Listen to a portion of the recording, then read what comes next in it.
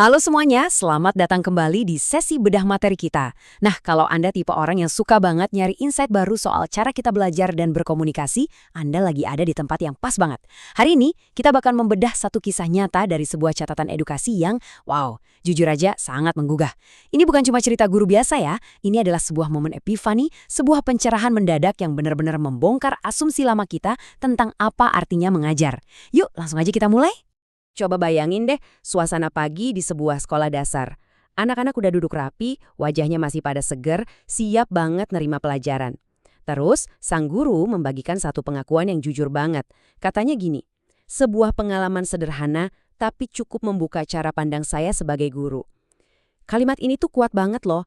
Kadang kan bukan teori-teori rumit dari buku tebal yang ubah cara pikir kita, tapi justru kejadian sehari-hari yang tiba-tiba ngasih kita tamparan realitas. Nah, mari kita ikuti perjalanan guru ini. Oke, kita masuk ke bagian pertama dari kisah ini. Pengalaman di kelas dan pertemuan dengan Yoga. Biar paham kenapa pengalaman ini membekas banget, kita harus kenalan dulu nih sama tokoh utamanya. Namanya Yoga. Yoga ini adalah seorang siswa penyandang disabilitas netra. Tapi jangan salah, dia ini super siap buat belajar. Buat mobilitas dia mandiri banget pakai tongkat putihnya. Terus di kelas dia lincah banget pakai laptop yang udah diinstal screen reader atau pembaca layar. Dan yang paling keren, sikapnya, antusiasmenya tuh luar biasa tinggi. Dia aktif banget dan suka banget bercerita. Pokoknya dia tuh tipe pembelajar yang benar-benar siap melahap materi apapun. Nah, masalahnya mulai muncul di sini. Kita masuk ke bagian kedua, hambatan belajar yang tak terlihat. Jadi gini, di pelajaran ilmu pengetahuan alam, sang guru lagi ngejelasin soal siklus air. Rutinitas biasa dong ya. Tapi ternyata tanpa disadari, metode ini malah ngebangun sebuah tembok raksasa di kelas. Coba kita bedah langkah-langkah gurunya. Pertama, dia pakai proyektor LCD buat nampilin materi di depan. Kedua, dia nunjuk-nunjuk langsung ke diagram visual di layar. Terus yang ketiga, nah ini dia jebakannya. Dia berasumsi semua murid di kelas paham 100%. Kita sering kan ngerasa gini, merasa kalau materi udah tampil keren pakai proyektor, ya otomatis tugas kita selesai. Padahal ngandelin visual doang tuh ninggalin lubang aksesibilitas yang lumayan parah. Sementara sang guru asyik nerangin di depan layar proyektor, coba kita lihat ke bangkunya Yoga. Kontras banget, momen ini tuh agak bikin nyesek. Yoga terdiam seribu bahasa. Gak ada suara ketikan dari laptopnya, dia nggak nyatet apa-apa, dan dari wajahnya kelihatan banget kalau dia lagi kebingungan. Ini titik baliknya. Momen krusial di mana sang guru akhirnya berhenti ngeliatin layar presentasinya, nengok ke murid-muridnya, dan nyadar kalau salah satu murid paling antusias di kelas itu malah tertinggal jauh di belakang. Terus sang guru pelan-pelan nyamperin kan, dan saat ditanya, Yoga dengan polos dan jujur bilang gini, "Saya nggak bisa ngebayangin gambarnya, Pak. Saya nggak ngerti."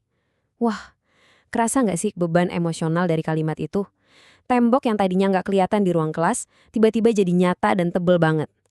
Yoga ini nggak kurang motivasi loh, alat bantunya juga lengkap, dia cuma nggak bisa ngakses informasi visual yang, sayangnya, jadi satu-satunya cara gurunya ngajar pagi itu. Kegagalan komunikasi inilah yang ngebawa kita ke fase yang sangat penting, refleksi kritis seorang guru. Disinilah epiphany alias pencerahan itu benar-benar terjadi. Pengajar yang hebat kan nggak bakal nyalahin audiensnya ya.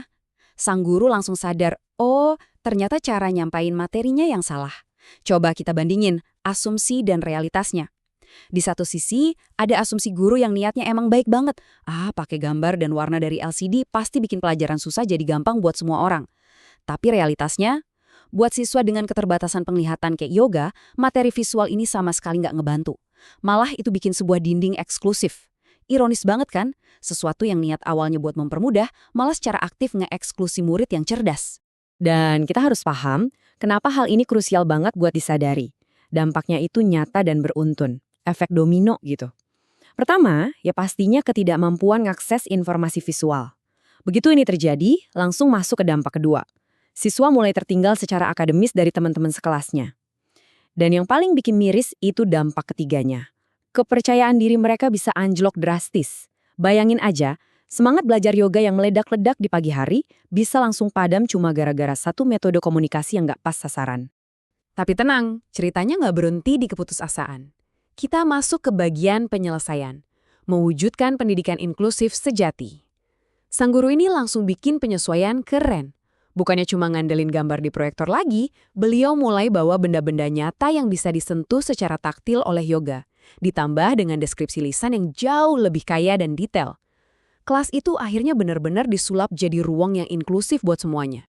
Pencerahan dari cerita yoga ini ngasih kita redefinisi total soal apa itu mengajar. Mengajar atau nyampein ide, itu ternyata bukan cuma sekedar ngoceh ngejelasin konsep di depan banyak orang. Sama sekali bukan. Itu adalah proses aktif untuk mati-matian mastiin bahwa setiap individu, apapun latar belakang atau kondisinya, benar-benar paham dengan cara mereka masing-masing. Intinya simple, kalau gagasan Anda belum nyampe ke audiens, ya berarti tugas Anda belum selesai.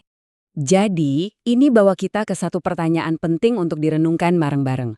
Apakah metode penyampaian Anda selama ini udah benar-benar mastiin semua orang paham?